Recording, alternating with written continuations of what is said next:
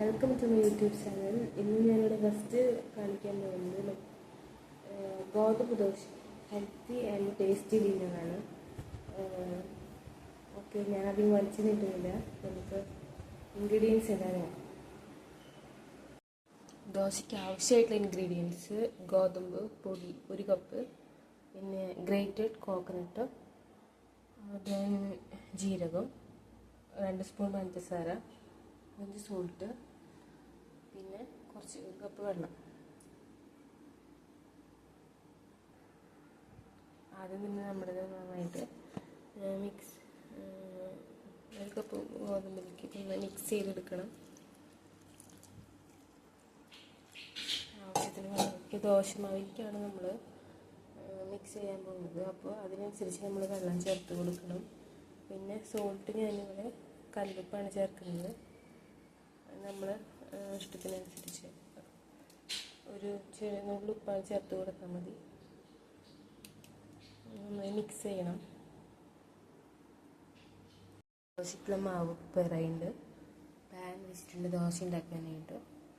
Then നേരത്തെ ഞാൻ great ചെയ്ത് വെച്ച് കോക്കനട്ട്, ഷുഗർ, പിന്നെ ജീരകം, അതെല്ലാം കൂടി നന്നായി മിക്സ് ചെയ്യണം.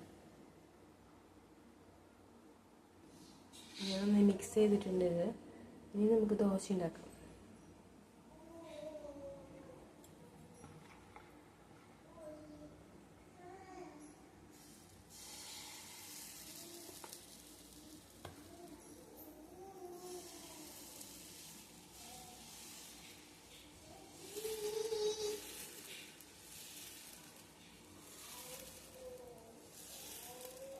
കനം കുറച്ചിലാണെങ്കിൽ കനം കുറച്ചുണ്ടാക്കാം, അല്ലെങ്കിൽ നമ്മളെ ഇഷ്ടത്തിന് കട്ടിയിലാണെങ്കിൽ കട്ടിയിലുണ്ടാക്കാം.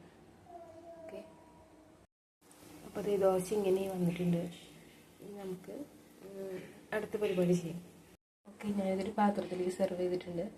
ഇനി നമ്മൾ നെക്സ്റ്റ് സ്റ്റെപ്പ് എന്താണെന്ന് വെച്ച് കഴിഞ്ഞാൽ, ഇപ്പോൾ നമ്മൾ ഗ്രേറ്റ് ചെയ്ത് വെച്ചിരിക്കുന്ന കോക്കനട്ടും ജീരകവും പഞ്ചസാരയും ഒന്നും കൂടിയിട്ട് നമ്മൾ മിക്സ് ചെയ്ത് ഇതിലേക്ക് ആഡ് ചെയ്ത് കൊടുക്കാം.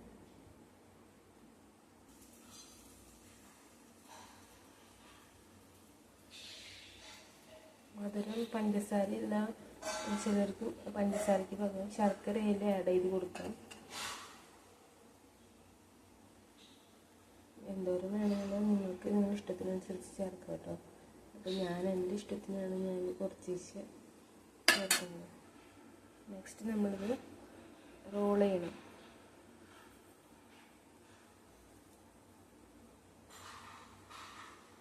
ഇത്രയേ ഉള്ളൂ, കഴിഞ്ഞു പരിപാടി. അതുപോലെ നമുക്ക് കുറച്ചും കൂടി ഉണ്ടാക്കാം. അപ്പോൾ ഈ ഫുഡ് ഉണ്ടാക്കി കഴിഞ്ഞു. നല്ല ടേസ്റ്റ് ആയിട്ടുള്ള റെസിപ്പിയാണ്. നിങ്ങൾക്ക് എല്ലാവരും വീട്ടിൽ ട്രൈ ചെയ്ത് നോക്കണം. വളരെ സിമ്പിളായിട്ട് നമുക്ക് വീട്ടിൽ ചെയ്യാവുന്ന ഒരു വിഭവമാണ്. കുട്ടികൾക്കും നല്ല ഇഷ്ടമാണ്. ശരി, നിങ്ങൾക്ക് ഇഷ്ടപ്പെട്ടാൽ എല്ലാവരും സപ്പോർട്ട് ചെയ്യുക, സബ്സ്ക്രൈബ് ചെയ്യുക ചാനൽ.